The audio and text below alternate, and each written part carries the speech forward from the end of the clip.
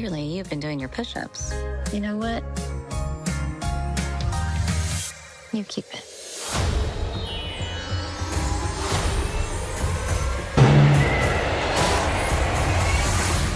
You're stuck in there pretty bad. You want me to get behind you and push? Huh? It feels amazing. Excuse me, can I help you? This is Jack. I was a snowman. That's not good. The coveralls and the boots. Did you steal them? Yes. Man went streaking in front of poor Ethel Jennings. Hi there. I thought you could use some clothes, but you're gonna have to try them on. Oh, whoa, no, not right now. Got it. Maybe he's got something to hide. We could just turn the temperature down. In my house, we like it hot.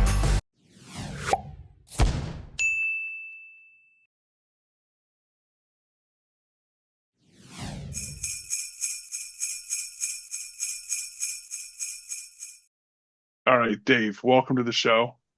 Thanks, Joe. Thanks for joining me. Excited to be here. You wanted to talk about Hot Frosty. Well, I And now that, would have talked about any Christmas movie, but okay, well, this is the one. I feel like Hot Frosty is the one that the people are talking about. So That's true. I would not have watched this otherwise. I tend not to watch the glitzy, glamorous Netflix movies because they're too good for me. They're too boring. yeah, this one has a budget. This one did, in fact, have a budget, and it had a real cast. Right. It had actors from Things that were in this movie. Every Christmas movie has people from Things. It's just that it has people that are still in Things. Yes, you're right. I mean, current Things. the entire police Most of force these movies are it's like people who had their heyday like 10 years ago or maybe more. Yeah, or they were Sabrina the Teenage Witch. Right. And Yeah, she is most just of them in are- a disproportionate amount of these movies. Right. The biggest stars are like 90s sitcom people or like drama, WB or whatever it is. I know who I am. That's so funny. That looks just like a girl I went to high school with. Well, there's also a good number of what I feel like. Maybe it's just because what I'm seeing, like a lot of teen stars or one, close to teen stars. Yeah. Like I watched one this season with two of the cast members of High School Musical, but it wasn't the two of the primary cast members of High School Musical. It was like tertiary, secondary characters. Right. And I thought that was a cute gimmick for that movie, even though it did not move me much that they were not in the movie. Anyway, let's talk about Hot Frosty. It's a weird movie. I'll tell you that. I don't know what they're going with for this. Yeah. I think what rubbed me the wrong way almost out the gate is that I felt like they knew it was a weird movie too. And I feel like you probably agree with me that like some of the best ones of these are the really sincere ones where there's no irony whatsoever. Whereas I feel like they knew like going in, they're like, we're making a weird Christmas movie that's trying to kind of They wanted to be very quirky. Those are the ones that I find the most dislikable, are the ones that try to be quirky or try to be like knowingly corny. And it's like, we're going to make you laugh with a wink and a nod. And it just makes me angry. Like you're not that funny. which this movie didn't have too much winking and nodding. No. So we'll give it that. Want me to get behind you and push? Yeah. Oh, it's working. Okay, great.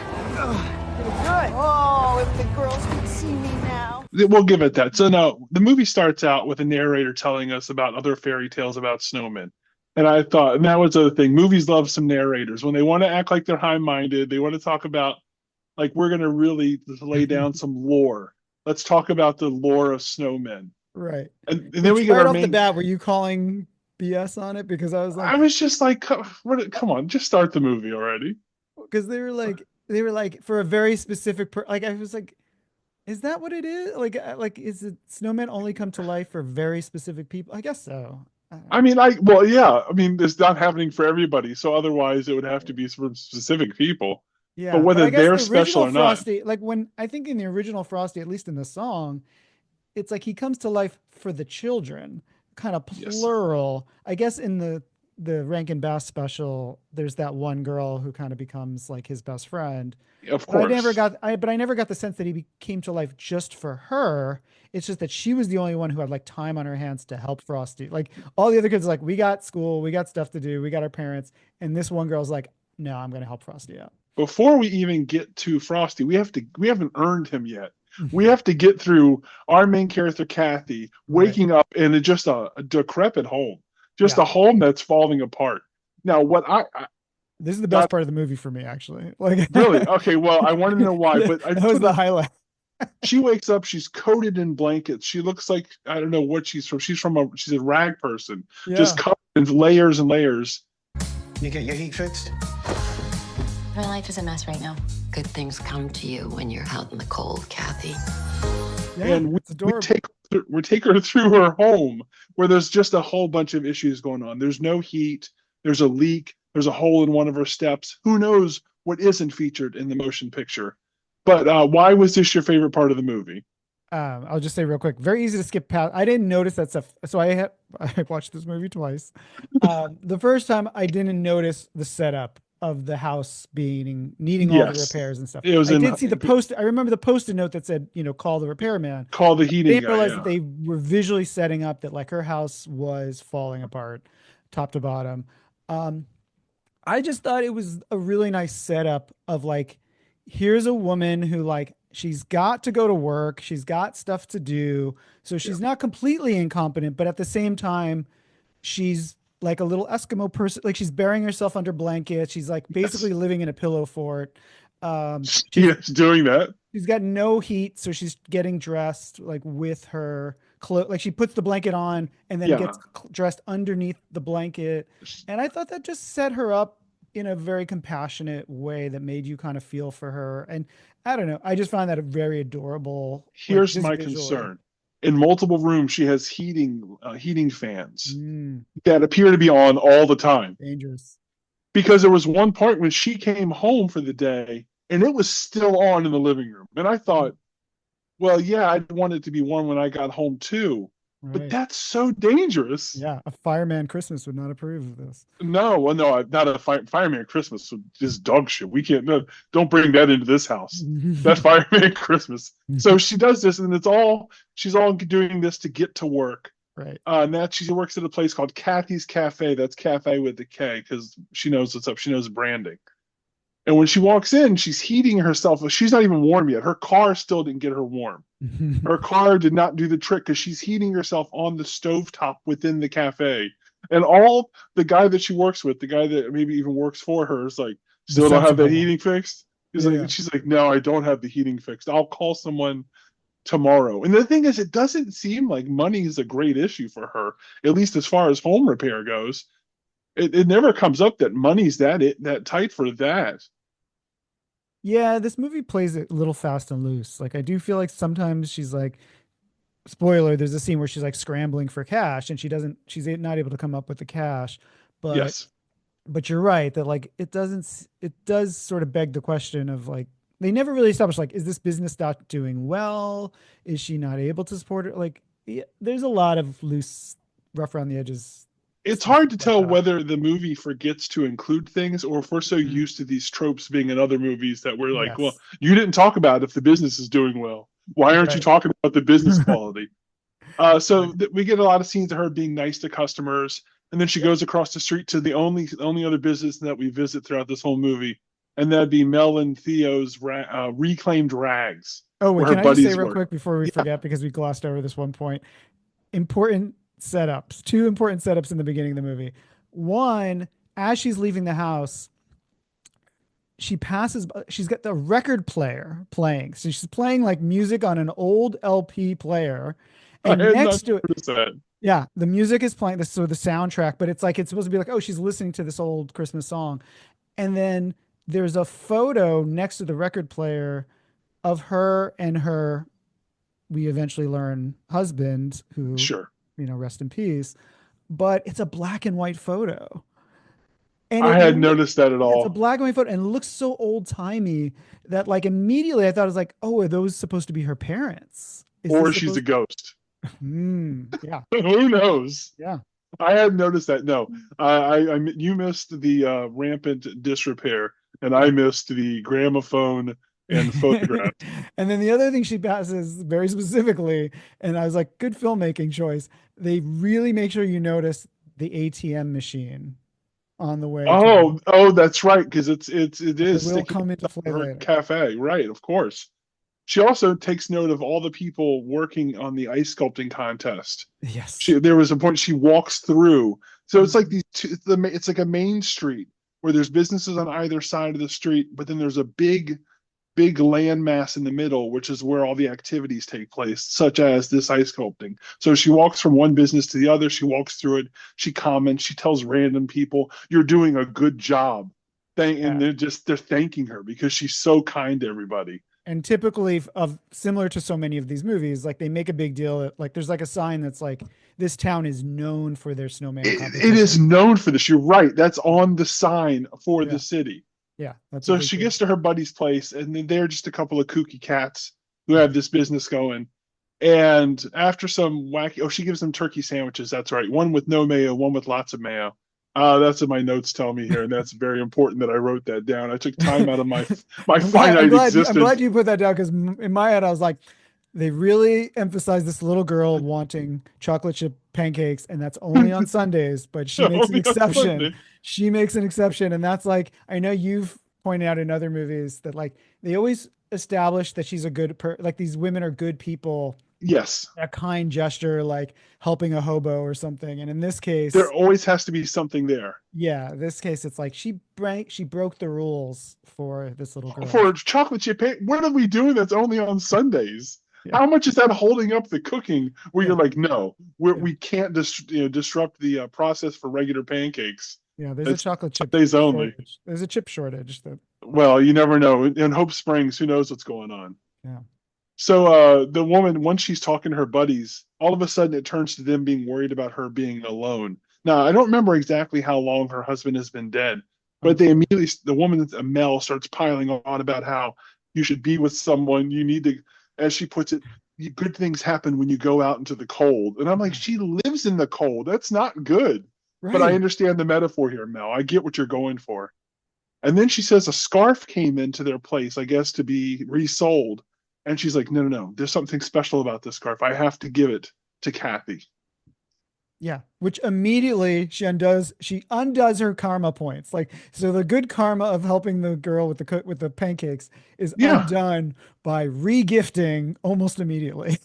So fast forward, the rest of the day is just her helping customers, and then at night she's leaving her business and she's looking at the ice sculptures, and there's snowman this, there's snowman that, and then amongst sandwich between two snowmen. You said that was normal snowmen, right? Yeah, normal traditional three globe snowman. Right. And then between them is the most erotic snowman carving that you've ever seen. And the thing I put arguably inappropriate. Arguably. Well, who is this for? Because it looks like it's straight off of a romance novel, except it's made out of snow. Right. And more importantly, and never answered in the movie, who made this? That's a great question. Holy crap. That would have been such a funny thing to add at the end, where the person who carved it, who sculpted it, shows up. That was mine. Yeah. I should have won the contest. Yeah. Where's his daddy? But the thing was, they put nipples on the snowman. Yeah. Like Joel Schumacher designed it. It was crazy. It was exactly like, who knows what the back was like. Why would they make it with no shirt? That's the other thing. It's a shirtless snowman. He's all six-pack and all nipples, and that's everything he's wearing. And she sees the two snowmen wearing their scarves, and suddenly she feels empathy for this man made of snow who looks like a regular man who doesn't have a scarf, and she gives it the scarf that her friend gave her in good fortune. It's like, please take this scarf, better your life. Now, the way you describe it reads as if like I like to use empathy, because I didn't read it that way. Like, I read it as like she was trying to get rid of that scarf the minute it was handed to her.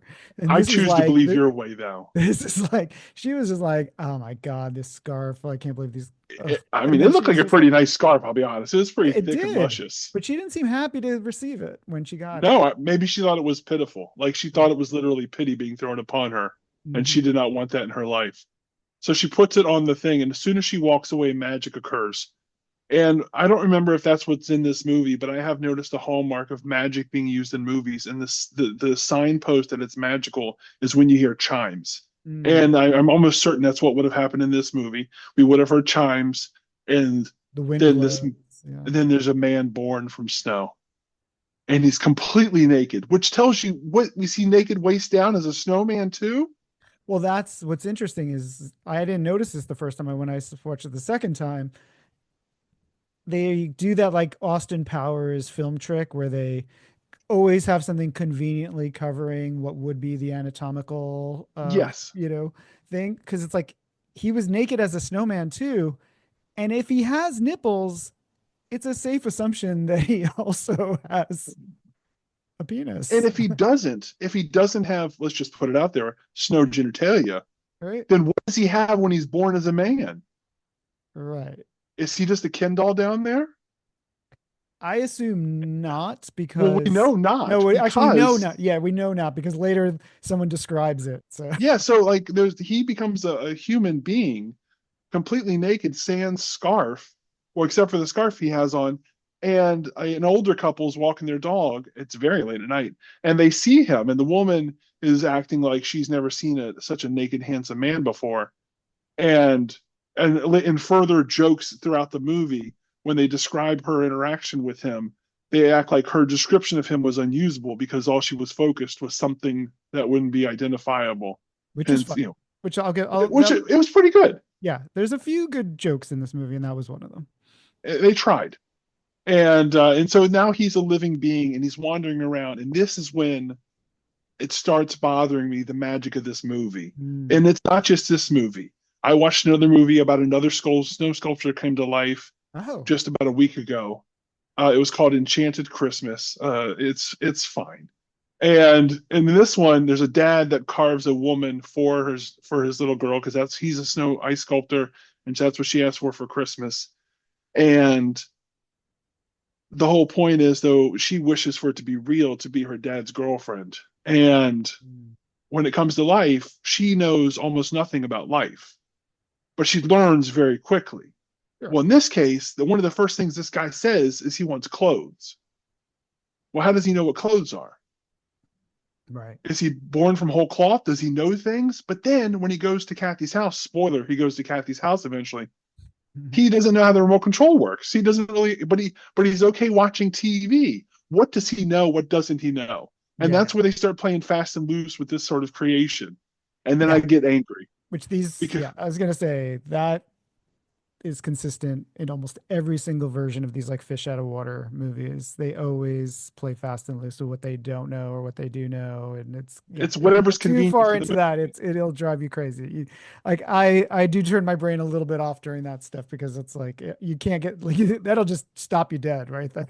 It's not fair to the movie. The movie did not ask me to watch it, but I cannot help but get annoyed because when I notice like oddities, like he understood this, but then he doesn't know this. Yeah, he does jump to the clothes pretty quickly.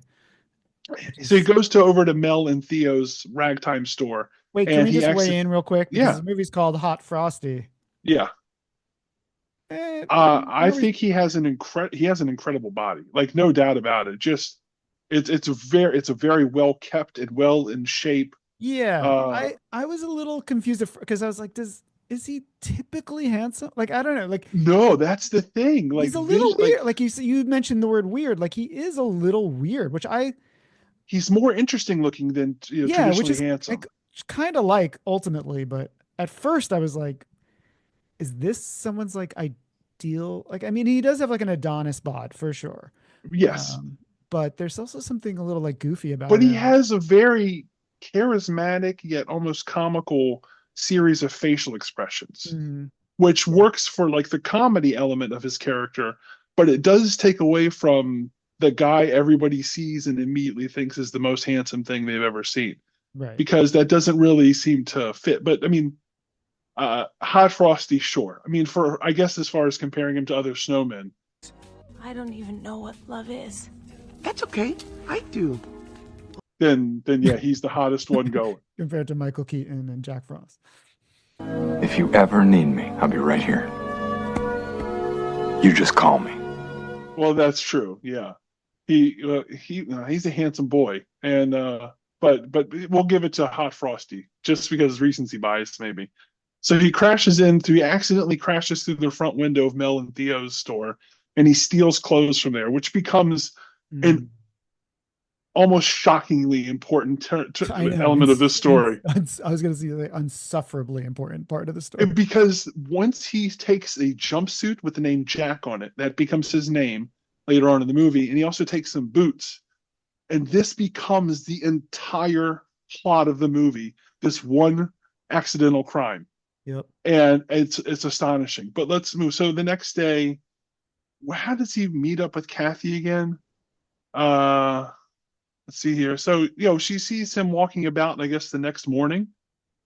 We see her go through her ritual. When she gets to work, she finds him, and somehow he recognizes her immediately. That's the yeah. It's like he immediately realizes that like she's the one who brought him to life. And he says to her, "I was made of snow, and now I'm made of not snow." Right. He understands his own birth.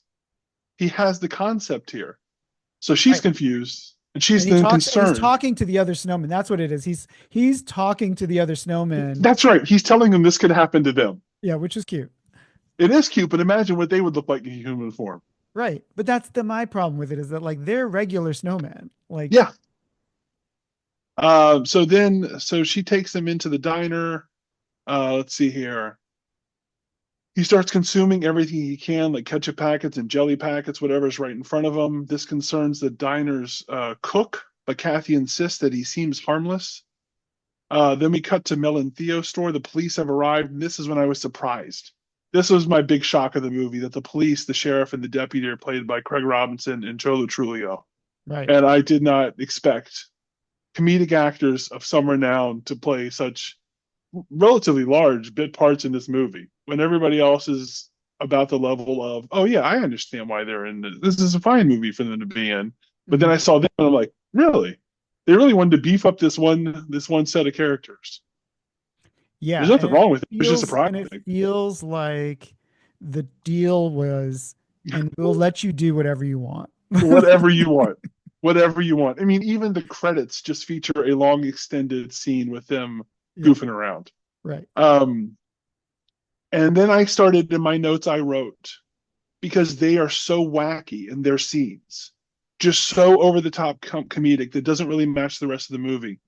I got worried in my notes that this movie would be too wacky to take notes about, because there has to be a certain level of coherence for me to be right about it, because I'm trying to convey something to people. And I got worried. I said, oh, no. But it turns out they were only a small part of the movie. So it was okay for the most part. Yeah, but I understand your concern, because I think that's one of the things I struggled with the movie. And the first time I watched it, it annoyed me more. The second time I gave it a little more grace, is that because they are, like you said, playing it wacky, they're so over the top, and the shtick is like, it's a small town where nothing happens. It's a really quiet, right. There's no crime, but this police officer takes his job super seriously. Yes. Specifically the Craig Robinson character, and no one cares about the crime, which is kind of a frustrating thing from the audience standpoint, because it's like, you're basically saying this is not important, and yet you're filling up a lot of the movie talking about it and having this one cop like obsessed with it. So it can kind of go two ways depending on how you feel about Craig Robinson. Like, you can either say, oh, it's very funny, this guy's ridiculous, or it can just frustrate you because this guy is obsessed with something that nobody cares about, including the audience. So, yeah, that's the thing about his performance in Ross. I really like him in general. I found him almost unwatchable in this movie. Yeah. And I don't know if it's because his tone is so different than the movie, or because he really had no reality to his character. He's constantly above, over the top. He's constantly saying things that you don't believe he would say, but that doesn't fit with the rest of the movie, with people who are trying to be emotionally honest at times. Yeah. And it's not until the end of the movie. The movie wants it both ways. And what I will give them credit is that they create in-universe explanations for why he is the way he is. I mean, they don't go into like his mental health or anything, but they give a line or two. But there's a line or two to be like, oh, he blows everything out of proportion. He's living in his own world. Like, he's worried about getting reelected, and he doesn't want the crime to try to sort of like justify why he thinks he's like Clint Eastwood, in this small town thing. I think my double issue, this is probably not going to bother anybody else, but this character is almost lifted verbatim from a show called Resident Alien with Alan Tudyk. Okay, yeah, I'm familiar, where but I haven't watched it. yeah, the setup of that show is that there's an alien who's in a very small town, and it's a winter town, by the way, too. And he's like this over the top cop who's like, trying to solve, the crime or whatever. But nobody wants him to solve the crime because everybody, the main character who is the biggest suspect is like the main character and everybody loves him. And it's, he's fun, right? So it's the same kind of thing where it's like you have this over the top cop who's like, I'm going to get this guy and everything's serious, but like nobody likes this character because it's like, dude, stop. Like, well, yeah, not to belabor, but it does feel like they couldn't come up with a antagonist or even like yeah, an event to get past for this character for the movie. And so they just kind of created one and they just kept shoehorning him in. Like he has to have something to work past. Whereas in most movies of this type, they usually make the relationship something that has to be worked past. Like there's a misunderstanding in the main relationship, and they have to get around that to get back together. yeah. And in this case, the relationship is fine throughout. So they have to. There's an external hurdle they apply here, which is Craig Robinson and the other guy looking for the people who broke into this one store one time at the beginning of the movie. Right. And they But even keep that's appearing. it's such a strange, because you're right. Like usually the stakes are pretty low in these movies to begin with. So Yeah. it's like weird that they would almost kind of give this movie stakes because there's a cop who's on his tail, but then they soften it so much that it's like I don't know. I feel like you could remove that entire character. Oh, easily. And everything kind of still works. Everything works, and it would also be a more pleasant experience because one of the tenets of the main character, Hot Frosty, is that, or Jack as he's called in the movie, is that everybody likes him. Mm-hmm. He's such a genuine person. Everybody comes around to liking him. And so you take away that dissonance. You take away the person trying to do harm to him, even if it's just putting him away for a crime he committed. Then you have to figure out where is this tension going to come from otherwise. And I think it would make more sense to come from the plot itself instead of this other thing happening. Anyway, let's keep going. So Kathy is now worried about this guy because he behaves as if he's suffered some sort of brain trauma or he doesn't know where he's at. We don't know. But then she recognizes the scarf around his neck as the one that she gave away the night before. She compares it to a photo of that she took of the snowman and realizes he might be the snowman, which is weird. She takes his temperature. He's really cold instead of feeling like he's hot because he's sweating. Because anywhere he's in that has normal room temperature causes him to, in his version of things, melt. But he can't be in a snowman melting, so he's a man that's sweating. Let's see here.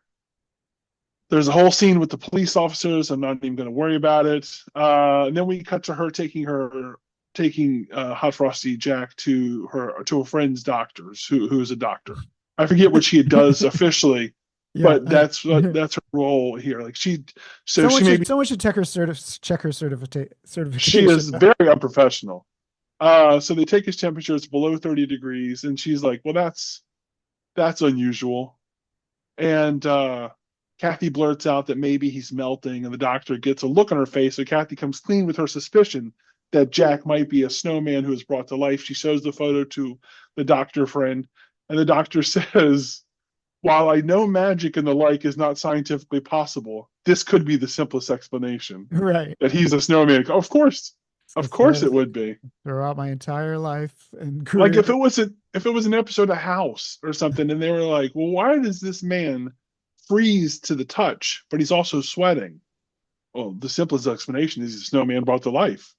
There is no medical explanation that we know of. Yeah. The doctor offers to let Jack stay with her in an allusion to his attractiveness, and she'd be happy to keep him around.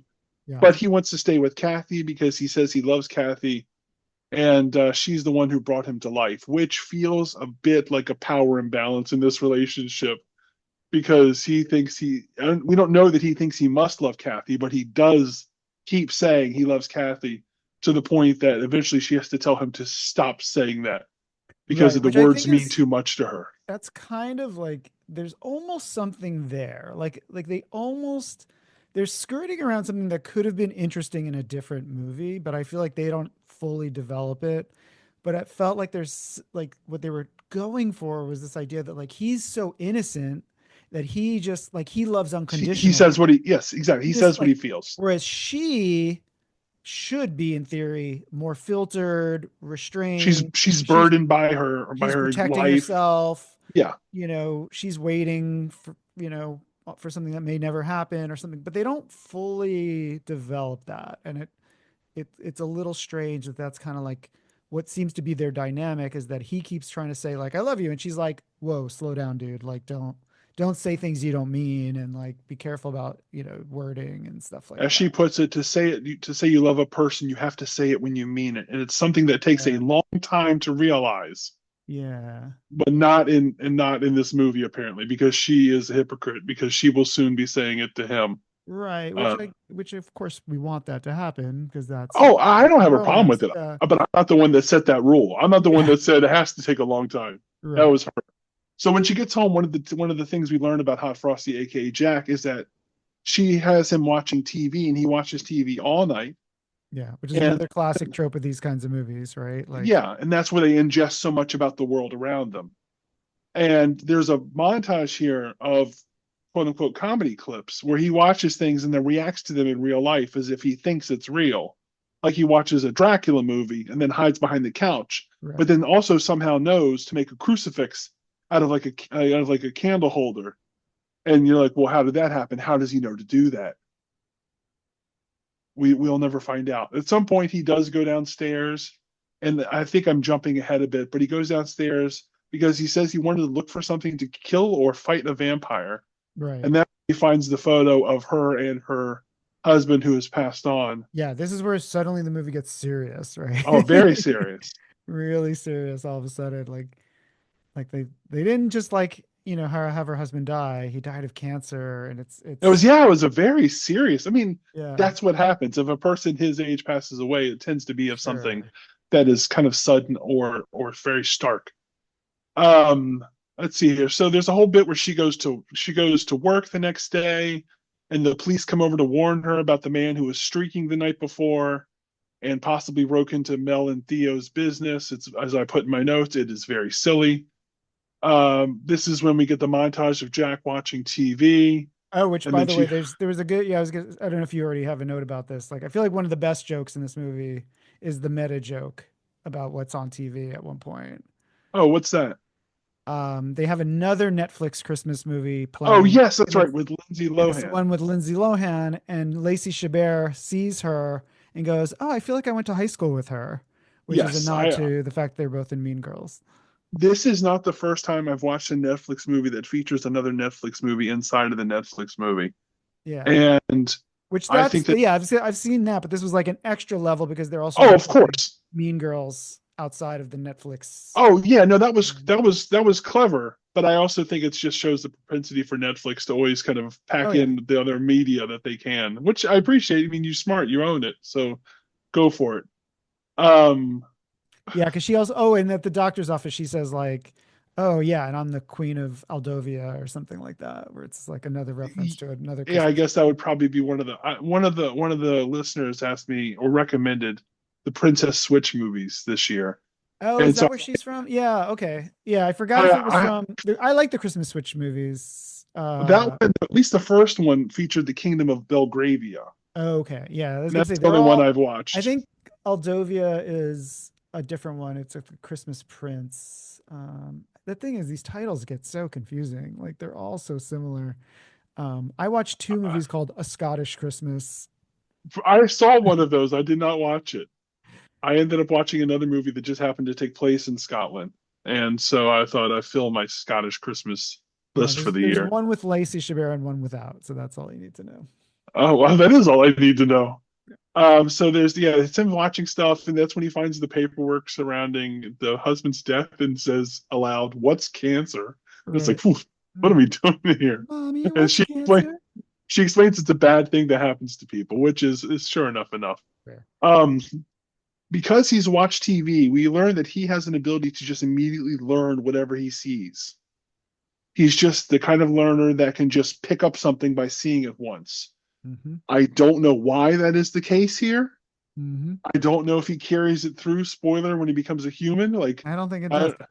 Can we also just take a moment to like veer off to the side here and say the elephant in the room for me in this is that nothing about this movie is as wacky and or as like, what am I watching here compared to a very nutty Christmas with Melissa Joan Hart, where the oh, I haven't Nutcracker- watched it. That's the one. That's the one with the Nutcracker. I that's haven't where the watched that one. Nutcracker comes to life. You haven't seen that one? No, that's one I have not seen. Oh, that's like this, but better, much better, because it is more sincere and more ridiculous. So in that one, they do the same exact thing. He watches TV, blah, blah, blah. But like, and the way he helps is he uses his Nutcracker skills, which Of what? Cracking a jaw cracking straight? nuts. Yeah, cracking nuts. Yeah, it's bananas. And there's a great like sped up, he's wow, look at him eating those nuts. Look at him cracking those nuts. I was Oh, that waiting makes for me want to Frosty watch to do it. something. That's the thing. Like Frosty, like he ends up being helpful, but nothing related to like his snow power or like him being Yeah, or like, being this- made from. There's nothing Yeah. about being made from snow that makes him No. powerful or helpful. No, he just learns things. So, for example, when she comes home from work, he has made her a pizza in the oven, which he somehow was able to finagle, even though it would be very painful for him, or at least debilitating. He still made her pizza. And then we learned he's made two pizzas. He made one for himself and then put it in the fridge so it would cool down, because he knows that the fridge cools things down somehow. And he made these pizzas, and so it's just, and eggnog, of course, because it's Christmas. yeah, of course. Well, yeah. You gotta get something. You gotta get a little bit of something in that. This is something I've noticed in so many of these movies. If you take out just the elements of well, for example, eggnog, Yeah. and at one point, don't they exchange gifts towards the end? But this isn't a Christmas movie. It's just a movie that happens to take place during Christmas. And I don't mean that like is Die Hard a Christmas movie. I mean they market it as a Christmas movie, but it's barely a Christmas movie. It's more of a, if anything, just a winter movie.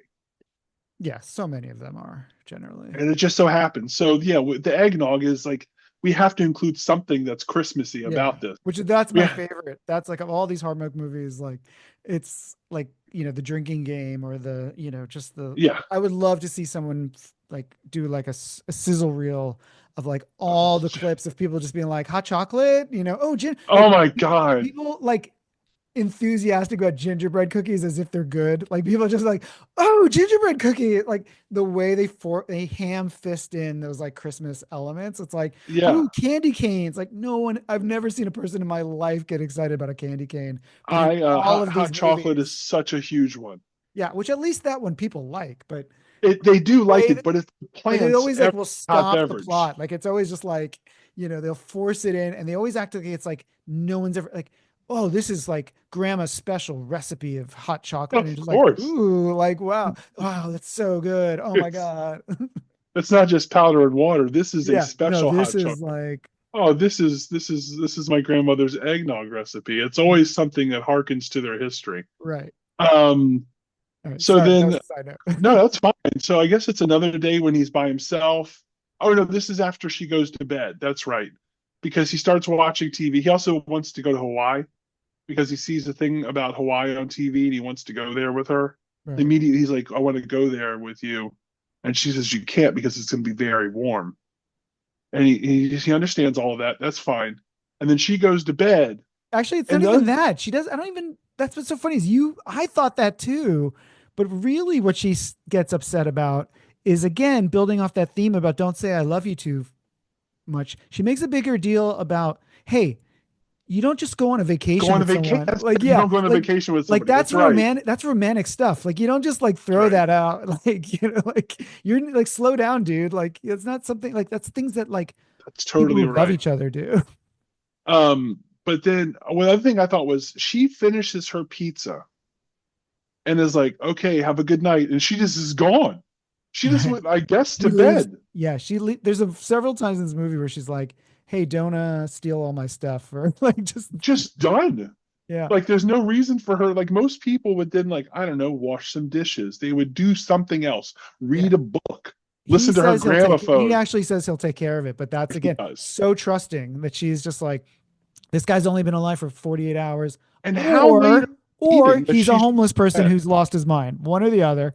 Either way, not great that she's Yeah. just like, yeah, I'm going to bed. I'll, just He could just be a person of grave danger that just has a temperature imbalance.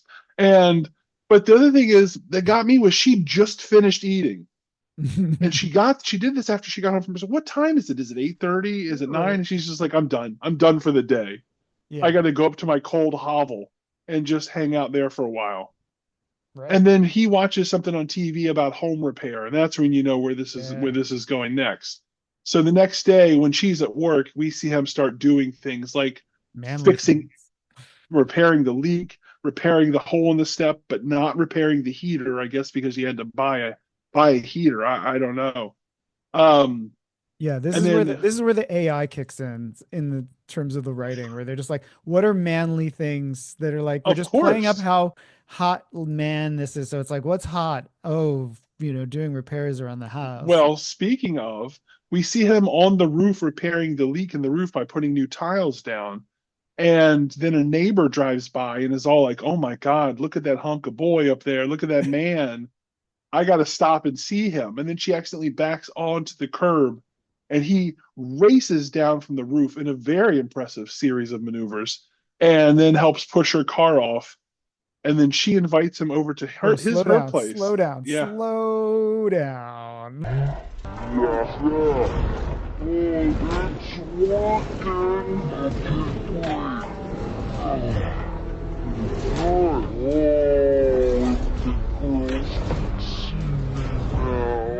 That's right. Yeah, they've got what is arguably, I forgot about the raciest scene in the movie, and or like what is happening. Like if you're watching this movie with your parents, you might want to ask them to leave the room because this is where it gets a little uncomfortable.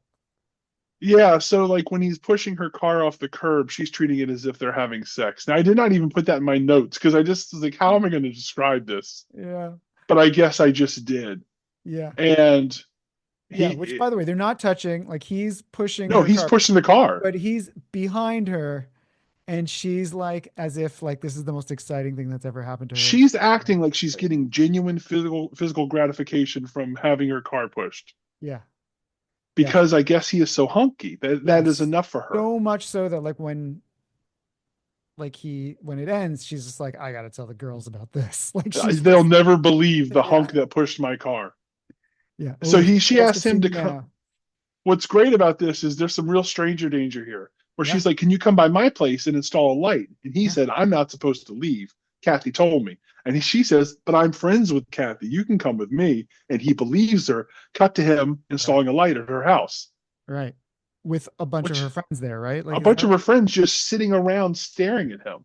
Yeah. This is where I thought the conflict was really going to kick in. Like I thought, I was like, yes. Oh, it's cougars. Like it's the cougars that are like a threat to him and they're going to like mess up his relationship with this girl or, they're going to take advantage of him in some like really bad way. No, they're just really thirsty, but also honorable. Yeah. They're happy just to be around him. If you've ever seen Edward Scissorhands, it reminded me kind of straight from that where like, it's like all the housewives who are just like undersexed and they just like are just fetishizing this like stranger who's come to town. And then like, and Edward Scissorhands are all just like, oh, do my hair next. Like do my hair. He's like giving haircuts to all the ladies. And then that's right. They're all like, oh, I have something you can repair. Oh, I have a picture frame that needs to be hung. But what else happens is this is the end of that whole subplot of him repairing things for people. It never comes up again. No, but it actually escalates and gets. That's true. It gets stranger danger. That's true. There's only one thing in this movie that I would argue is like borderline. Like I cannot believe this left the script and made it to the film. Oh yeah, that is at this scene where this woman establishes the setup for that when she suggests, "Hey, well, does it get teased here? Does it get teased in this scene?" She says, "Hey, stranger." Person I've ever met before in my life. My husband works at the school and we need someone to help out at the school. She only invites him because she's attracted to him. Right. And what she does is she invites him to start working at a school filled with children. With children. Yep. And I'll just give the one spoiler. This is a man with no fingerprints. Well, that's true. How did he get this job? Everybody just likes him so much. So after this, he asks for a ride, not to go back to the house for whatever reason, to go to the diner. So that all the women pile in a convertible, even though it's cold out. And they all drive to the diner to drop him off there. Kathy is not happy to see him there, though. She chastises him and says the police are looking for him. And of course, just then, the police show up. We get a very silly scene where Jack orders a glass of ice and then has an ice eat off with the sheriff, Craig Robinson. As someone who does genuinely enjoy chewing ice, I was glad to see representation in this movie. Were you glad to see your passion treated as an extreme, type tense situation? Yeah. Yeah. Because what's funny is in that scene is that Frost or Jack, he plays to the cop is just like, what do you eat? What's the deal with that ice? Where's the beverage? And he's like, I just like to eat it. Like he just like he's given back what the cop is putting out. So yeah, that's what happens. And so then she yells at him for a bit about not following her rules. The next day she tells him that she wants him to stay home and lay low. But then he says, I can't do that because I got a job as a maintenance man in a middle school. Yep. She tells him to cancel the job, but he says he can't. He promised, and he won't break a promise. They argue. And when they get home, she notices that Jack has repaired everything, and now she's touched. She's no longer mad at him. She's just touched. And then she apologizes to him for blowing up at him and says that he can be the school maintenance man, but he has to stay there. She'll drop him off, and he has to stay there until she picks him up like a child. Right. Which is really weird because... Which, by the way, he is. He is, but that makes their romantic relationship to be even more unsettling. Correct. I will say, and I can't take credit for this. After I watched this movie, I saw someone mention the parallels to this and Emma Stone's movie Poor Things. Oh, okay. If you don't know about that movie? Watch the movie and then watch this, and you'd be like, yeah, I get it. Well, there's also the movie Big. Sure. Where it has a similar situation. Mm-hmm. So then we get a montage of him being a maintenance man at a school, except he's not being a maintenance man at all. All he's doing is decorating for a winter social. Right. Is that what a maintenance man does? I would think that the people who throw the event would be the ones to decorate. Yeah. It's not like he's fixing leaky toilets or clogged drains. Yeah. I mean, look, if I'm buying into the idea that somehow this guy got through whatever protocols it would take for a man to he started the next day. I mean, I could see them saying like, hey, fill in with this. Can you help with this? Like, blah, blah. But again, we're jumping past that this guy who has no identity, no record, criminal or otherwise, is allowed to work around children, unsupervised, by the way. No, there's no other people around. Yeah. It's not even that the woman who hired him or her husband is somehow monitoring him. And they very specifically make sure that you know that he has spent large amounts of time with these children without anybody else around, because there's a reveal later that only works if no one knows it. No one knows that it happened. Well, sure. And also they show him throughout his experiences that he is best friends with some of these kids. Yeah, they love him. Special handshakes. Special handshakes, which is also a thing. Let's see here. Then we get scenes of Jack and Kathy decorating her house. We end on Kathy picking up Jack one day from school, and she accidentally mentions how good looking he is to everybody in town. And then she's like, and then everybody loves him. And he says, but you're a part of town. Does that mean that you love me? And then she gets all awkward about that. And she cuts him off saying that it's not something that she thinks she can experience at this point in her life, the feeling of love, because she's still mourning her deceased husband. She says she says specifically that she's still not over him. Which is fair. Like I get a little like a bugbear with some of these movies. I mean, some are worse than others, right? Where it's like where the grieving widower is expected to like just get over their stuff like so quickly. But in this movie, we're not really sure how long. Like you said, we're not so sure how long it's been. So I'll give it a pass. Well, Jack, a snowman who was brought to life by her and who is in love with her, says to her, "Don't you think your husband?" Or no, he thinks that her husband wouldn't want her to think that she couldn't love. Right. Which, how would he even have any concept of the complicated human emotions, let alone what someone who has passed on might want? Right. He's probably Anyway, he's watched a lot of movies. that's true. I can't discount what he's learned from movies. Anyway, as I often write in my notes, they share a moment. I don't know how else to describe those times in movies when these people just kind of look at each other in quiet times. It's what we come here for. Did you have something else you wanted to say? No, but I think it is I think it's important. Like this, yeah. Like the point of this seems to be that everybody does love him, and that like he's immediately sort of absorbed into the town, and everybody's just like, we love this guy. He can do no wrong to them because he tries so hard to do right. Right. They pass by Mel and Theo's, and he sees that, as he put it, the glass he ordered has arrived. How would he recognize this? How would he know that's the glass he ordered? It doesn't matter. He sees the glass he ordered has arrived at Mel and Theo's, and then he literally hops out of the car in order to fix the window. And he also has to explain, this is the little thing that they bring up, that he used her account to order this and many other things. And she has to explain that those accounts are tied to her credit card, which means she has paid for them. It's not very important to the movie, but if they felt the need to explain how he acquired these things. Yeah. Someone should keep a running tally of how much money he is responsible for. Well, we have no idea what he spent to fix the home repairs. Yeah. And also, by the end of the movie, she fixes her heating. It looks like she gets a brand new heater. Mm-hmm. Money cannot be an issue for her. Also, spoiler, he buys her a very fancy necklace, and it costs, I think, $1,200 or something like that. I think they say a number in the movie. Yeah. And he's like, you can return it if you want. And she says, no, I'll keep it. Because money is no issue to her, apparently. Yeah. I'll just say, let's put a pin in that moment because sure. We'll talk about it towards the end, but let's see here. So yes, so he goes in there and he admits to Mel and Theo that he was the streaker and that he broke their window and he stole some clothes, but they are kind to him. They do not fault him. As Mel says, you can't be mad at Christmas. And I made a note of that because that made me very mad. And it is Christmas, so I by default I am proving it wrong. You can't be mad at Christmas. Yeah. I mean, I don't know if he did something horrible to you. Like he broke your window. That's expensive. It's cold out. There's ice just living in the streets, and you don't have a window. You don't have a front window. Let's see here. We cut to Kathy waiting in her car while Jack fixes the window. The deputy walks up and says that they have a sketch of the suspect, and yes, it looks like her friend Jack.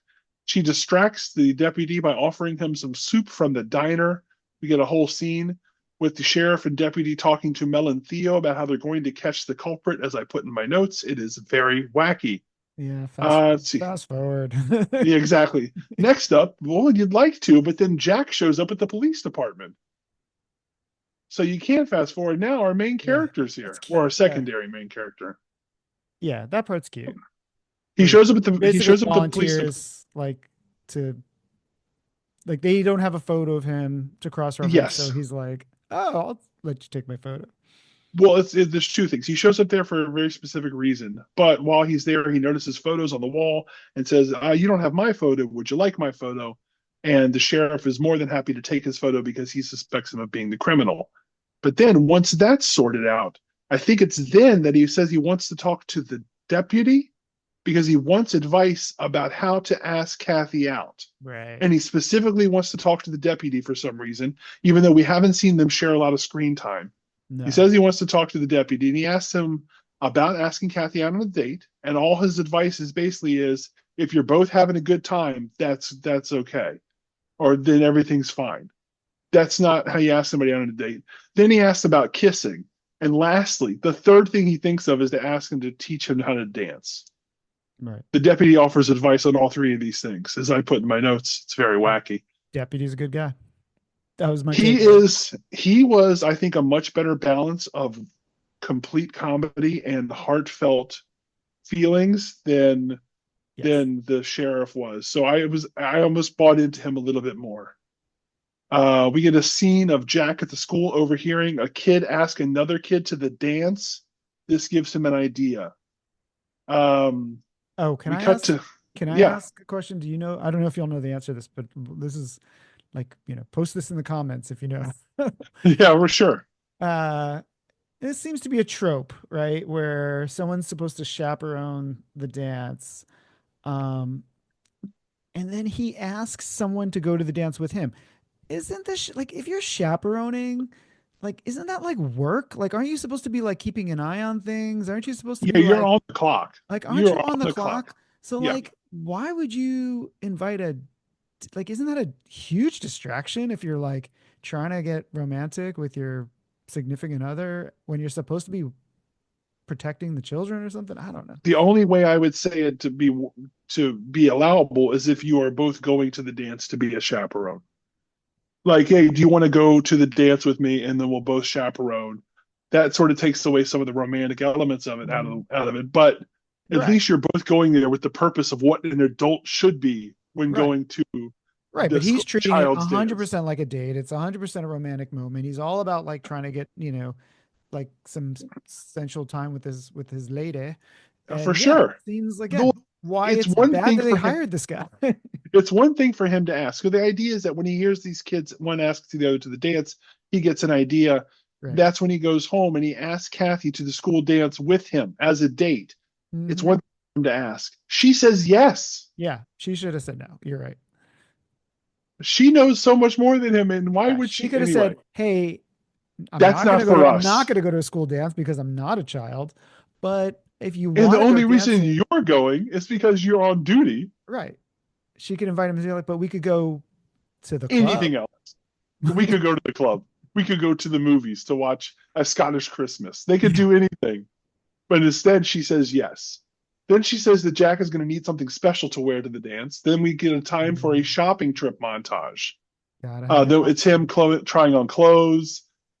I thought for sure that he was going to wear a top hat by the end of this to go along with the snowman motif. Missed opportunity. And they didn't.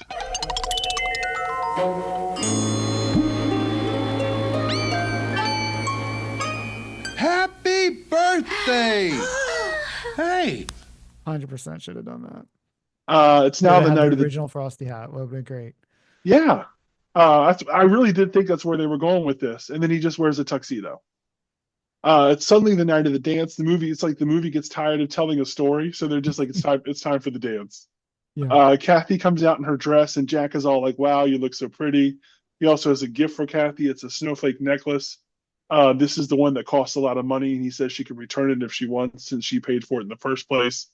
At the dance, he catches up with his friends who are kids. Then he asks Kathy to dance. They dance and they talk. Then this slow dance turns into an up-tempo dance, and then Jack gets all the kids on the floor, and they all do a big choreographed dance together. Yeah. Do they though? Do they? Watch that. Well, watch that film again.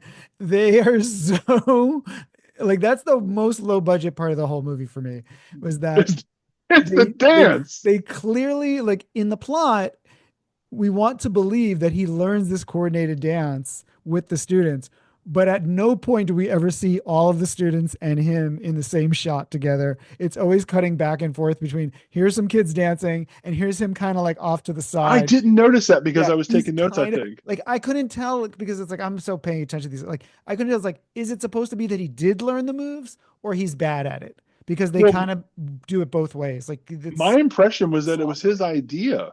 no, it was his idea. But Hey, I'm saying, kids, like, from let's a do it.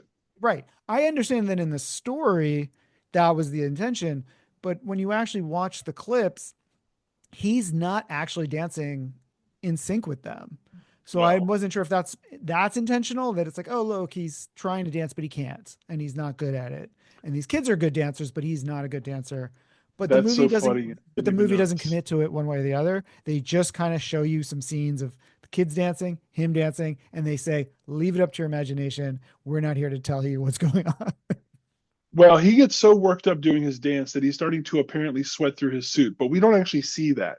He Right. just looks normal to us. Like sometimes sheen, sometimes he doesn't have a sheen, but she is suddenly. I actually didn't even notice that. I didn't even make that connection. Well, I only got this from context clues because Kathy, Right. just watching him from afar in his choreographed or not so choreographed dance, gets really worried about him and forces him to go outside. Right. to I cool thought it was down. because there's a scene where they establish this ice sculpture 5 minutes earlier, and within the 5 minutes since we last Oh, saw that's it, right. it's like half melted already. Well, when he goes Which, outside, by the he's way, all, doesn't happen. Like if you get an ice sculpture, like that thing's gonna you're last. fine. You're set for the day. Don't worry about your ice sculptures melting during the wedding. They go outside, they share a moment, they start to kiss at the children's dance, but it is outside. And then Jack pulls back. She asks what has happened.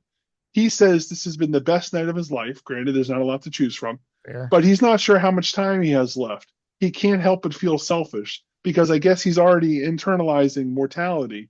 And then if I let her fall in love with me, or at least kiss me, which will fall, I guess, lead to falling in love with me, and then I go away, I'm just hurting her like her husband all over again. Which to me here is like the missed opportunity, right? Like this is where, like, oh, these could have been the stakes the whole time. Like if we could have established that there is this threat that he could melt or that he's not going to last, much like Frosty the Snowman. That's the drama of Frosty the Snowman. He's like, I'm not going to make it past winter.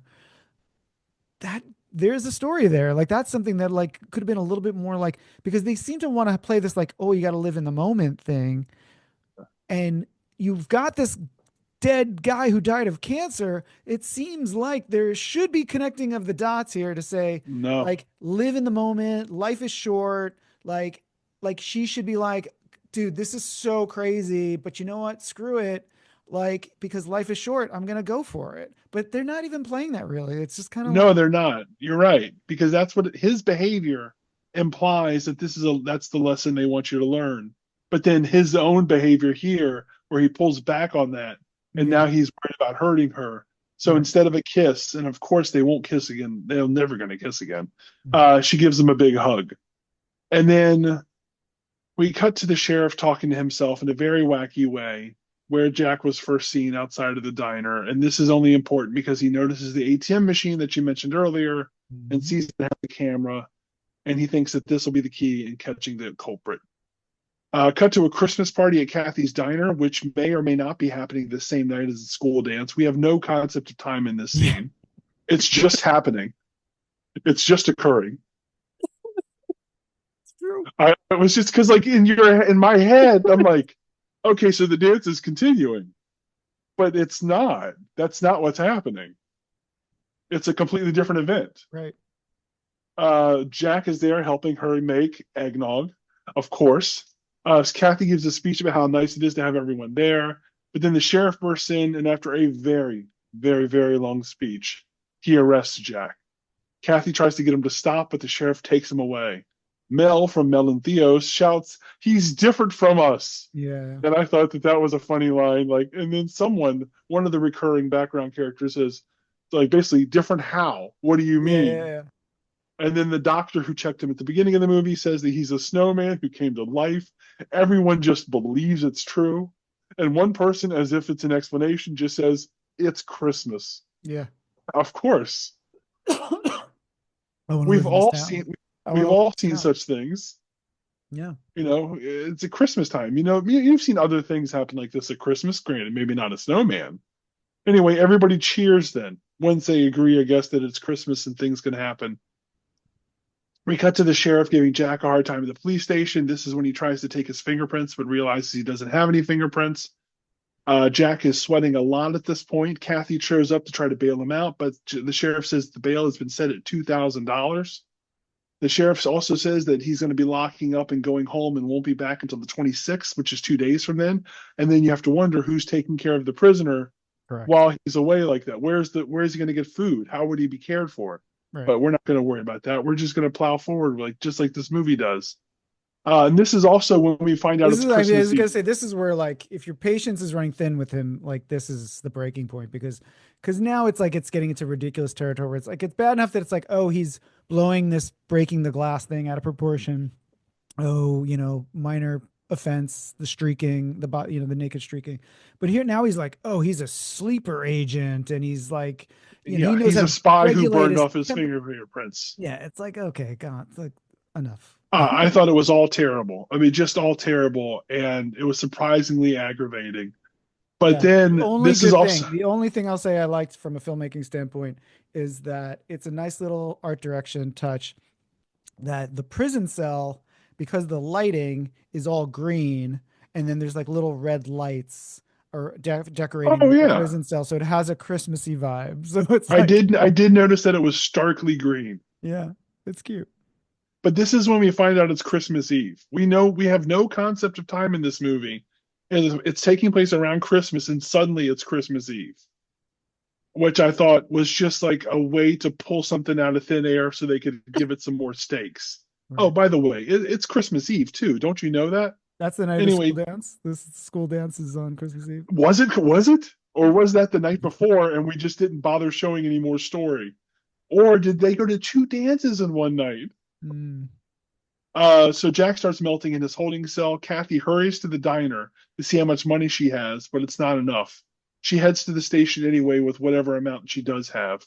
When she gets there, we see that the whole town has followed her, presumably from the diner where the whole town was, and everyone chips in to help her have enough money for bail. There are lots of speeches, and eventually the sheriff gives. I'm skipping over so much here, but eventually the sheriff gives in and lets him out. Yeah, so they try to do a George Bailey, It's a Wonderful Life kind of moment where basically the whole town comes together to raise the funds to pay off the bail, and that's like a wow, everybody really loves him. And this was another big like what are you doing here? Like what is the point of this movie? Because like it's like okay, cute that like oh he had a positive impact, everybody loves him or whatever. But how much more powerful would it have been if they did it for her? If it was like, you know, That like, she does things for people. right. And that they like maybe they don't even really believe he's a snowman. Like they think he's a cute guy. They think he's really nice. But they could even have like, look, we don't even really think this guy's a snowman. Look, we're gonna be honest. But you believe he's a snowman. Yeah, we care about you. And we care You're about a member you. of our community. And you're a member of our community, and we know that you've been going through hell, and we know how hard this year has been for you. And look, if you need some magical snowman guy to come into your life to make your life worth living, then we're all for that, and we're going to help you, and we're going to buy into that fantasy. And then it would have made like how important you are to this community. Like I would have actually teared up by that. Yes, that's true. But the fact that it's all for this like snowman guy is just kind of like, I don't know. It just didn't have any meaning behind it. No, because you don't really buy into the fact that this guy matters that much to them. Like you've seen him touch some people's worlds, but it's especially because they're a good people, they're a good town. Like we're seeing that they're good people. Right. After that, people are giving her scarves. She works with great people. There's little children. It's not like this is like a cold, hardened town. And like, he's changing them over. Right. He brought magic back into our lives. And, you know, we were all dead inside until this snowman showed up and showed us, you know, what life is about. There's none of that. It was like this. Things were good. Things are still good. This guy's nice. He did some repairs. He works at the school. But regardless of all that inconsistency and opportunity that they let fall, eventually the sheriff gives in. He gives in and he unlocks them and gives them the money back. And then they drag him outside. Now the sheriff is completely serious character, just like everybody else. Right. He's helping Kathy carry him out. There are no paramedics being called by people who don't believe that he's a snowman. And they lay him in the snow, and he is, by all accounts, dead. Yeah. He's just laying there shirtless in the snow with his scarf around his neck, and he's dead. And Kathy tries to bring him to life, and he doesn't awaken. Right. The doctor's like, we got to call it. Like, you know. Yeah. He has a physiology that I have never studied before in my life. But right. But I can tell. He's gone. This guy's gone. You've got to let him go, Kathy. Yeah. And then my favorite part of the movie, everybody gets up and walks away. They're just done. They're done. They're like, yeah, he's dead. We'll just leave him here. Well, the other thing I thought was funny is that Kathy then takes the scarf from around his neck, which in one scene earlier in the movie, it's implied that the scarf is what keeps him alive. Correct, which I want to get back to, but go ahead. And they never touch on it again. There's never a scene where it accidentally falls off and he freezes up. There's never a scene like that, which feels like another missed opportunity for them to give some sort of stakes to the scarf. But instead, he has it on throughout the movie. No one ever says anything. It never comes up. And then at the end, she takes it off of his dead body. I'm like, well, he has no chance of coming back to life then. Right, that's what And then she kisses his dead body, which is kind of weird because it's their first kiss. And She immediately gives him a kiss. That's when Coldplay starts playing in the background, which is neither really funny or not, but it was just a weird cue. But it shows the budget. Yeah, it does. It's that Exactly. Netflix money. And then oh no, wait, that's after he comes back to life. Spoiler, he comes back to life. So she kisses him, and then everybody just leaves his dead body in the snow. Like, what? They just leave his carcass laying there. They turn back on him. They leave, but then he stands up and calls out for Kathy. Kathy races back over. Everybody comes back over, and she gives him a big hug. And then he says, I feel kind of funny. And they determine through the scientific method of what do you feel? And he goes, it's like my skin is numb, but it also kind of hurts that he can now feel cold. And everyone thinks, or at least Kathy thinks, that must mean he is real now. And that's when she gives him a kiss. I like the idea that she waited for to give a conscious kiss to him until he was human, as if she was holding out for that before she was going to give him anything. Okay. I mean, I don't know why that would have happened. Like, why didn't they kiss when he was still a snowman? She waited until he had died and come back to life, and now he's human. Why is he human, by the way? Is it because of her kiss, her mournful kiss? Yeah, I feel like they're trying to go for something like she finally believed in him, but I feel like she kind of believed in him a little earlier than that. Like, she's the first one that believed he was a snowman. That could have been the moment where, like, if the whole movie she was like, I don't really believe he's a snowman. I just don't really believe, like, it's cute that you people all believe that, but I don't believe he's a snowman. I think he's this.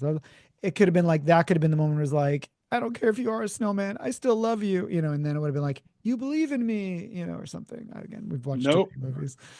Well, no, but it would have been something. It would have given some sort of logic to what's happening here. But instead, she kisses him. That's when Coldplay plays. And then we cut to Christmas Day where they're exchanging presents. Jack gives her a book about home repair. We cut to her immediately. I don't know if it's Christmas Day, immediately fixing her heating. Right. Why didn't he do that when he had his opportunity to do it? I don't know, but he didn't. But she has now fixed her heating, and she takes the Post-it note about calling the repairman off the wall. And her gift to him is tickets to Hawaii. Money is of no object to Kathy. She's buying anything she wants. And the movie ends with him being happy, and they kiss again. The end. Thus ends Hot Frosty. I also felt like she was taking a big risk. Like, it's like, yeah, we know he's real now, but like, do we really want to push it? Like that's kind of a, like, maybe go to Alaska first and then Hawaii. I mean, she's turning the heat on. She doesn't give a shit anymore. He can toast all he wants. But yeah, so that's the end of the movie. I was disappointed that given the frantic nature that people talked about it, that it wasn't worse or more outlandish. But then I thought that maybe I've been warped by my own journey through Christmas movies. Correct. That maybe this movie is very arch and very ridiculous, and I'm just numb to it now because of everything I've seen. Yes, I think that is true. I think that would be the case because I'm not as bad as you. I probably watch, what do you watch, 60? Yeah, about that. Yeah, I probably watch about 20. Okay. So I'm I'm trailing a little bit behind you. Well, that's all right. No one should be like me. But still, more than any good sane person should do. And I had a very similar reaction where I was like, okay, like it's like this part is, but it's like, again, I thought a very nutty Christmas with the Nutcracker, like that to me was more like over the top and ridiculous than this. But even that, by this point, you might watch that and be like, yeah, but because you've seen 10 other, crazy movies or whatever. So yeah, I think that's the, like, so much of Christmas movies for me is this battle of like cynicism and purity, like, within me. So it's like, I just don't know how to feel about it because it's so calculated and it feels so contrived, but it doesn't feel genuine. That's for sure. It doesn't feel genuine. It doesn't feel like this movie was written from some place in somebody's heart where they had a story to tell. Right. But it's also not funny enough to like be parody either. Like, it's not like hilarious. No, gosh, no. It's not hilarious. It tries at times, but also it doesn't try that hard. Like, it feels like comedy's just in the background and it shows up every once in a while, and the rest of the time it's really earnest. Yeah, I feel like Basically anything with Kathy is super earnest. which I mean, she's playing. I mean, in a way, she's just playing her type, right? Like she's playing a variation on what we go to see these movies for. Like Oh, for sure. like she's playing herself, basically. I would assume. I don't know if she's actually that nice in real life, but if you've watched like 50 of these movies with her, and she's always very approachable, very likable, very the kind of person you'd want to, you'd have a hard time not having a crush on her. I did. I've watched at least one other movie with her, and I want to say it was like the lantern that saved Christmas or the tree that saved Christmas, and it was fine. It was totally fine. It was nothing wrong with that movie. But that was an entirely earnest. That you've watched. Like, what have you been doing this for? 3 years? This will be my 4th year, and that means so I will have 60 times within a matter of days. Yes, and you've only seen one Lacey Chabert movie. It's possible. Well, that's the other thing is I tried. Like you're really like swimming like around the obstacles. I honestly like tried one to in avoid. every 10 movies she's in. Well, it's possible that there's more than one that I just can't recall. Right. But I also try to avoid a lot of mainstream fare just for things that are more interesting. And she is too mainstream for me, I guess, in many instances. Yeah, I think she's the queen. I think she's, and I didn't realize it until very recently. Like I always thought that there were other people that were a little more like known as being in a lot. Well, I mean, you mentioned the Nutty Christmas, Melissa Joan Hart. She has been in like 5 of these. I've watched 2. I watched the one that was because it was supposed to be so ridiculous. Might have been last season, the last time I did this.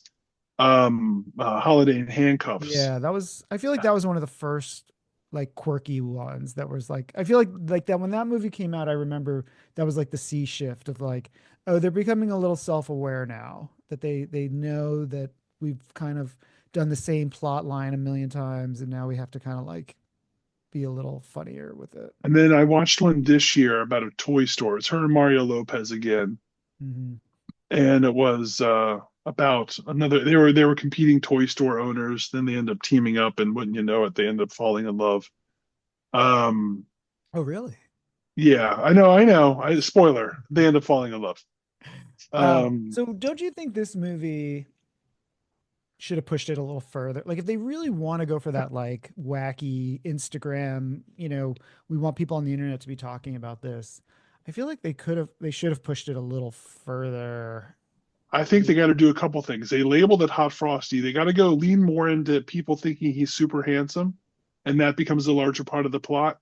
Yeah. They got to lean more into the magic of it and deciding what the rules are of this. Like I said, like the scarf comes off at one point and he refreezes.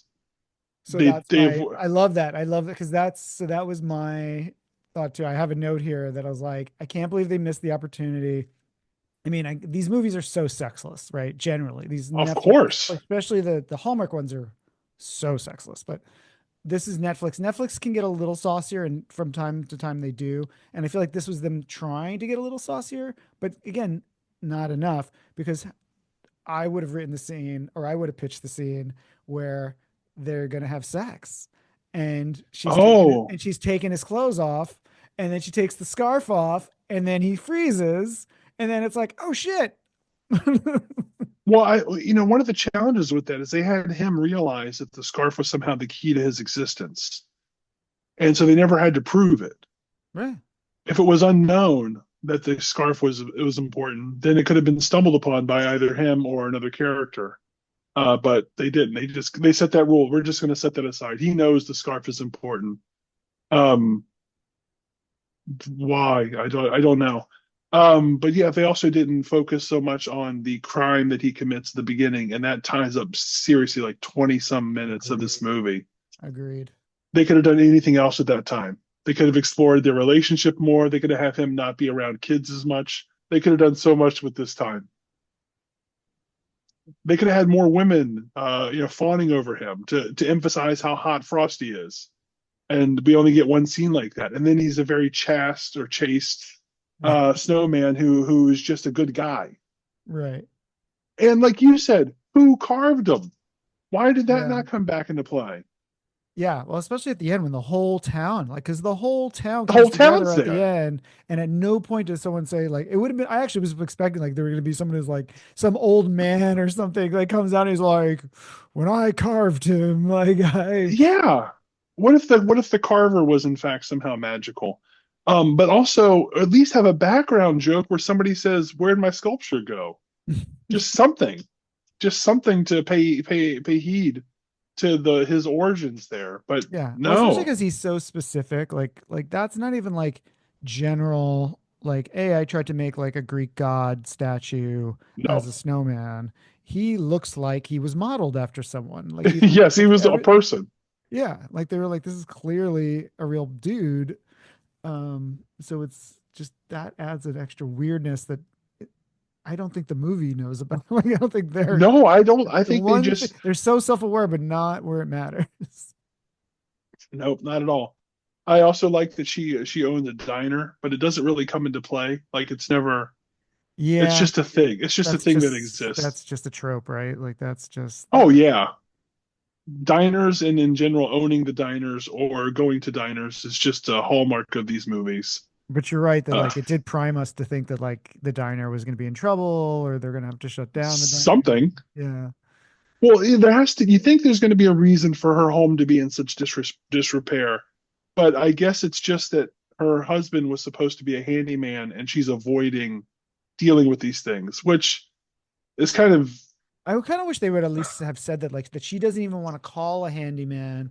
right. Just the idea of like this man coming into her house and it, like Somebody else repairing these things. yeah, it would remind her or would feel like this, somehow like she's cheating on her husband or something.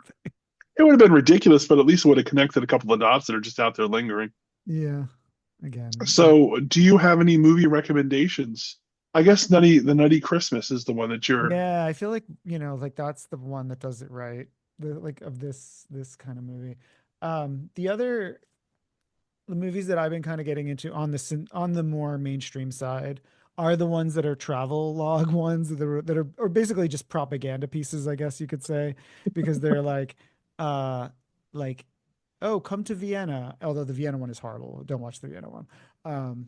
But they'll like be like a country, but then like clearly like the board of tourism like somehow kind of help sponsor it, because they hit all the like very specific places and they're like, oh, look at us eating the local treats. And Yes, this is what we're known for. yeah, like, oh, it's Kinder eggs, that's our local thing, Um, and the one that I think does a really good job of converging that and another overlapping interest for me is the Biltmore Christmas, which is the Biltmore is a mansion in it's down south. I think it's in like South Carolina, not too far Okay. from like Asheville, North Carolina. It's in outside of North Carolina. And I've actually been there. It's a beautiful, manor house that like they do tours and they do events and stuff there.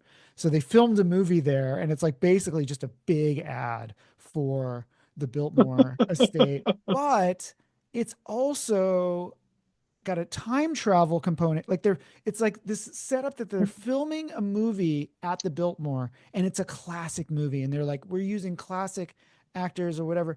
And it's like basically if you like Turner Classic Movies, it's like perfect for you because it's like making all these like references to like old classic movies and stuff. And then there's a time travel component to the movie. And then on top of that, it stars Riker from Star Trek The Next Generation in a very like wink, wink, nod, nod. I have not watched this movie. As soon as you said William Riker was in it, I would remember. Yeah, and he's great. I've seen it. He's great. And it just has like nice costume. Like it's the one that's like it's bad, but it's good. Like you said, like it's I know what you mean. You get like a genuine joy from it. yeah, because I was like, they cared. They were trying to actually make something good, even though like so clearly its origins are in like, let's just try to make money for this place. Like this movie exists so that they could have the DVD at the gift shop at the Biltmore estate. Like that's 100% why this movie exists. But they had fun with it. And somebody was like, you know what? I actually care about this. I want to write about this. And it's got a lot of little nods to like, if you're into movie, classic cinema and stuff, you're like, oh yeah, that's kind of like that thing. So I was like, I'm really enjoying this one. It's rare that I find a movie that I just enjoy watching. And I think part of that is I force myself to take notes. So even the most enjoyable movie becomes a dirge. Yeah. But something you said about like travel logs, there was one I watched called Saving Christmas Spirit, and this is the one that took place in Scotland. And Oh, is it and wine or I mean spirits? Is uh, it like whiskey it's or like something? it's whiskey, yeah. Yeah. But the whole point is the woman goes there for like a I think it's a paleontological dig. She has a paleontology degree, and she's going there to look up something that was found. And then the movie keeps setting up that she's going to go on these trips to learn more about what was found. And it's like tomorrow I'm going to head to this waterfall because there's something nearby I want to see. And then they cut to her saying, "Man, that waterfall was something else. Now it's time for the romance plot of this movie." And they do this like 3 or 4 times in the movie, and I just remember getting so mad. Not because I really wanted to see her do these things, but it would have been different to see her doing something. And instead, they set all these things up and they just show up afterwards. And Yeah. that happens a lot in these movies where somebody has a profession, and it's like they'll put the profession in the title, like a baker or whatever. And then did you find out that's not really, it's just like a movie that says they're about Christmas, but it's not about Christmas. It's just something to have it in the title or have it in the Right. script. Well, that's what's funny is like there's so many of these, and it can be hard to know until you're watching it, like which are the ones that are taking it seriously or not. And to your point, like I just said, like I like the travel ones. There are some that are very, like I said, probably paid for in part by like local tourism boards that really make an effort to show you the culture. But then there are ones exactly what you're saying, where it's called like a London Christmas, and they literally get on a plane, they'll show you like a quick montage of like all the greatest like London sites that was like B footage, B-roll footage, stock footage, or they just paid someone to real quickly like, oh, just film, you know, Buckingham Palace and Trafalgar Square or whatever, the classic London things. And then all the story parts take place like in a hotel or in a ballroom that could have been filmed anywhere and probably was filmed anywhere. So it's just like it literally could have been any town in the world, but they're calling it, a London Christmas because they've got that like 5 minute montage of footage. They And have that the drives footage me, in there. yeah, and that drives me crazy because it's like, yeah, it's like, come on, you were You're not. not really this thing that you're purporting to be. No, exactly. Uh, But on the flip, you're right. But then there are some that like I watched one that I can't remember the title of, but it was like about these dancers, and it was about like these two dancers that are gonna like fall in love during Christmas, and it was like very clearly that they hired professional dancers, and there's lots of scenes of them dancing, and I was like, okay, like at least this is they're selling you on, they're being honest about what it is. looking through the different movies, I have a folder with all of the podcasts in it. So all the folders are titled the different movies that I've watched. And I was thinking there were some that I genuinely enjoyed. And just to put it out there for you or for anybody else that's curious, one was called A New Christmas. This is a very different type of movie. It's not a romantic, I mean, it's not really a romantic Christmas movie. It's very low key, basically like an indie movie that just happens to be taking place during Christmas. But I found myself enjoying that mostly, maybe because it was such a different flavor of movie. And the other one that was a straight up holiday romance movie that I found was really buoyed by the strong acting performances in it was The Holiday Exchange, which was one of the hardest movies I had to take notes about because there were just so many characters and so many small plots. But in effect, the movie itself was enjoyable. It's basically these two guys decide to stay in each other's homes for Christmas because they're looking for a change of pace and they find some kind of home swap website. So I'll live here and you'll live here. And then they end up falling in love with other guys that happen to be in those two areas. But the acting was really well done. And there wasn't a lot of stuff that happened that made me roll my eyes. Like, why is this even happening in this movie? It was just very straightforward. And when I look back upon at this point, 50 some odd movies that I've watched, 56 movies, that's one that stands out as more enjoyable than most. Yeah, if you're not rolling your eyes too frequently, that's pretty good. It is something, especially in this line of work. Goodness gracious. Before you go, did you want to plug anything? Is there anything you want to mention? Not really. That's fine. I'm yay time on most social media. If you go to my YouTube, sometimes I post Christmas. I do like fan videos where I like edit Christmas footage from various cartoons and stuff to like music videos and stuff just for fun. That's like just silly projects that I do. That's the most Christmassy thing I can connect to. Well, that's nice. Well, thank you so much for appearing on the show. You're Yeah. only the second guest outside of my life partner, Rusty, who is always around, and so you're the first person that's not a Rusty to Yeah. appear on the We can be podcast. honest. I begged my way in. I was like, I got to be on this. Well, yeah, but and also you helped me figure out how to make it work. So, that worked out for both of us. Yeah, man. Well, happy Well, holidays, and you're doing the Lord's work. I'm doing something all right. Thank you so much for hanging out, and I'll talk to you later. Cheers.